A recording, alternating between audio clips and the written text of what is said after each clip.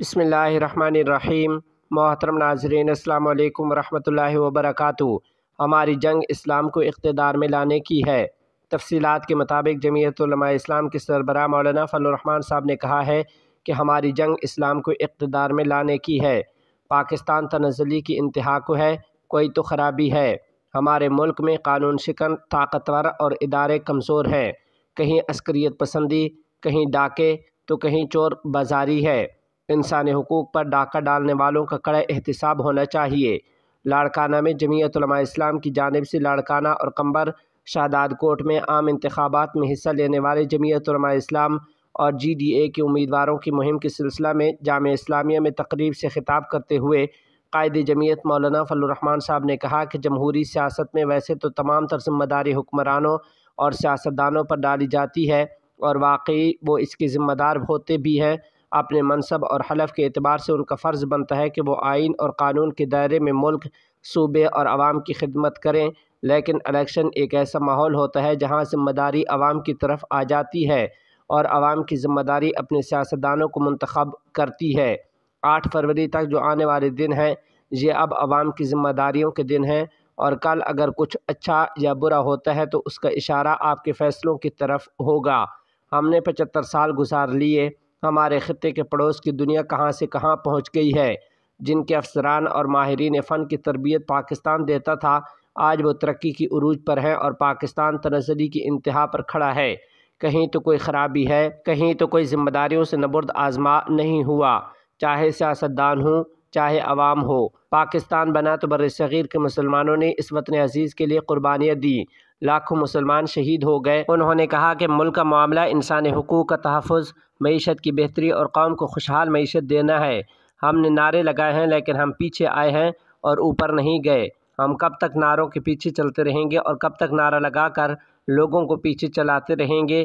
کب حقیقت اور اس بات کو سمجھیں گے کہ ہم فیصلے غلط کر رہے ہیں اور بار بار غلط کر رہے ہیں؟ تو پھر غلط فیصلے پر غلط فیصلہ کیا کبھی اچھے نتائج دے سکتا ہے؟ قائد جمعیت نے کہا کہ ہمیں عام انتخابات میں اعتماد کے ساتھ آگے بڑھنا ہوگا۔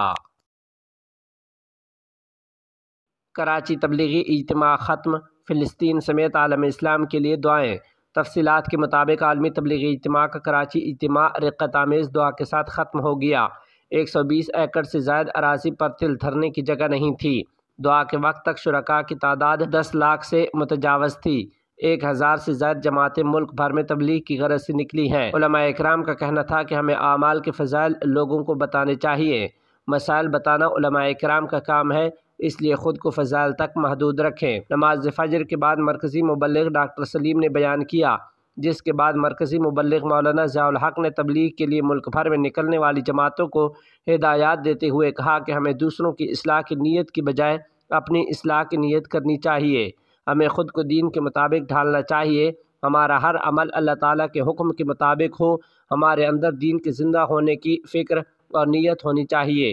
پوری دنیا میں اللہ تعالیٰ کا دین زندہ ہو، ساری دنیا اللہ تعالیٰ کے حکموں کے مطابق زندگی گزارنے والی بن جائے۔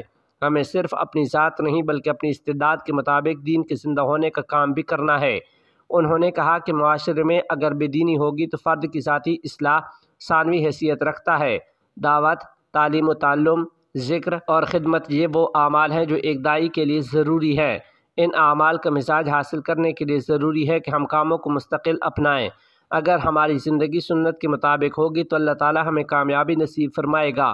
زندگی سنت کے مطابق نہ ہو تو خسارہ ہی خسارہ ہے۔ نماز دین کا ستون ہے، ہمیں اپنی نمازوں کی فکر کرنی چاہیے۔ جس کی نماز ٹھیک ہو جائے اس کے باقی اعمال بھی درست ہو جاتے ہیں۔ بعد میں تبلیغی جماعت کے مبلغ مولانا احمد بٹلہ نے دعا کرواتے ہوئے کہا کہ اے رب کائنات، ہم اپنے گناہوں سے توبہ کرتے ہیں، ہماری توبہ کو قبول فرما اور آئندہ ہمیں گناہوں سے بچنے کی توفیق نصیب فرما۔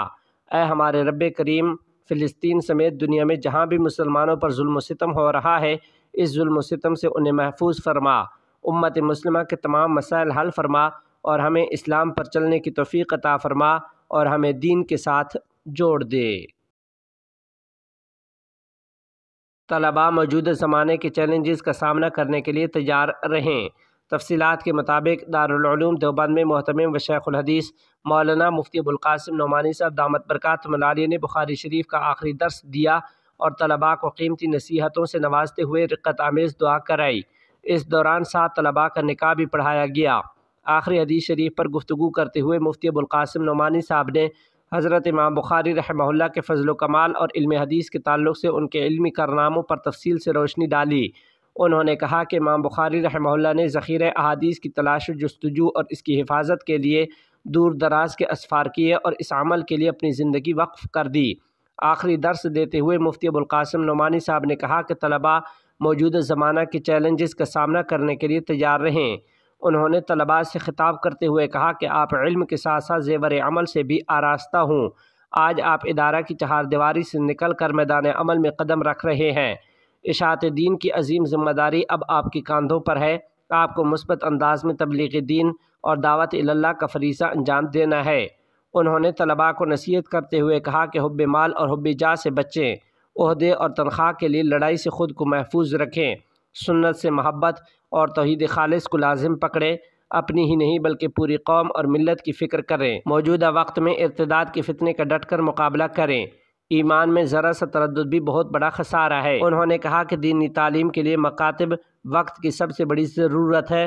ہر فاضل دارالعلوم کے لیے ضروری ہے کہ اپنے اپنے علاقے میں مکتب قائم کرے اور اسکولوں میں جانے والے طلباء کے لیے بھی دینی تعلیم کا انتظام کریں اور ان کے لیے الگ سے وقت متعین کریں۔ خود کو عوام الناس کے لیے مثال بنا کر پیش کریں تاکہ وہ آپ کو دیکھ کر ہدایت و رہنمائی حاصل کریں۔ ایک عالم دین پورے علاقے کی اصلاح کر سکتا ہے اور معاشرے میں رائج بدعات و خرافات کا خاتمہ کر سکتا ہے۔ اس دوران مفتی ابوالقاسم نعمانی صاحب نے طلباء کو مزید قیمتی پند و نصائح سے نوازا اور رقت آمیز دعا کرائی، جس میں سخت سردی کے باوجود کثیر تعداد میں علماء، طلباء اور عوام نے شرکت کی۔ اس موقع پر 7 طلباء کے نکاح بھی پڑھائے گئے ہیں۔ ہم افغان سرزمین پر کسی کو دوبارہ حملہ کرنے کی اجازت نہیں دیں گے۔ تفصیلات کے مطابق مولوی عبدالکبیر نے خوست میں منبع الجہاد مدرسہ سے 442 طلباء کی دستار بندی کی تقریب میں کہا کہ امارت اسلامیہ کی واحد قیادت میں کامیاب جہاد کے نتیجے میں 2 اہم اہداف حاصل ہوئے۔ ایک امریکی قیادت میں نیٹو حملہ آوروں کی شکست اور دوسرا اسلامی نظام حکومت کا قیام۔ مولوی عبدالکبیر نے مزید کہا کہ امارت اسلامیہ کا ملک بھر میں تمام اراضی پر مکمل کنٹرول ہے اور وہ کسی کو دوبارہ افغان سرزمین پر حملہ کرنے کی اجازت نہیں دے گی۔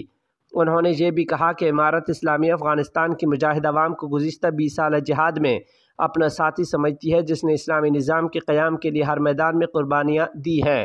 فارغ التحصیل طلباء کو مبارکباد دیتے ہوئے وزیر امر بالمعروف اور نہی عن المنکر شیخ خالد حنفی نے کہا کہ اگر ہم افغانستان کی 20 سالہ تاریخ کا مطالعہ کریں تو ہمیں ظالموں کے ظلم و بربریت کا اندازہ ہوگا۔ جارحیت پسندوں اور ان کی کاسہ لیس حکومتوں نے افغان دین پسندوں کو گمراہ کرنے کی کوشش کی، جنہوں نے انسانی حقوق کے نام پر انتخابات اور مناصب کے تقسیم جیسے منصوبوں پر عمل درآمد کرتے رہے، لیکن الحمدللہ افغانوں کی بے مثال قربانیوں سے اسلامی حکومت قائم اور جارحیت کا خاتمہ ہوا ہے۔